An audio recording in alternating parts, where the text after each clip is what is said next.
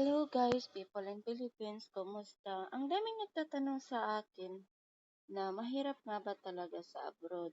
Well, sa 8 taon ko dito, medyo nahihirapan talaga ako sa una. Kasi nga, hindi ko nakakausap yung pamilya ko, tsaka malamang homesick. Pero nung sa katagalan, nagkaroon ako ng mga kaibigan, lumalabas kami, medyo nawawala yung homesick ko, tsaka sumasahod ng hindi naman ganun kalakihan at provide ko naman lahat ng gusto ko, pamilya ko, kaya masaya na rin.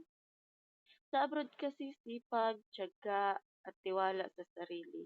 Yun lang ang kailangan para lagpasan natin yung mga problema na dinadanas natin. And mostly talaga yung problema na yung problema natin sa Pinas, malalagpasan natin. At saka yung gusto ko lang sabihin sa inyo, magpo-focus lang kayo sa goal nyo. Kung anong goal nyo, yun ang gagawin nyo. Hindi kayo mahihirapan. Kasi bawat patak ng pawis nyo, may purpose kayo kung ba't kayo nandun. Kaya hindi mahirap para sa akin ngayon na may goal na ako sa buhay ko at saka may pangarap ako sa buhay ko. Kaya sobrang saya ko na nagkaroon ako ng oportunidad na dito magtatrabaho sa ibang bansa. Wala akong ni isang sinisi para lang ma matupad ko ang pangarap ko.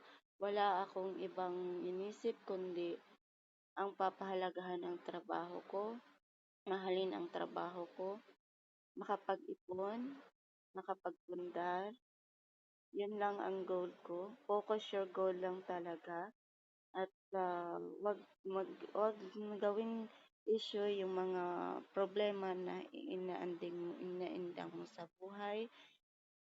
At maging inspiration nyo yung pamilya nyo, yung magulang nyo, tatay nyo, nanay nyo, na dapat maging successful ka para proud sila sa'yo.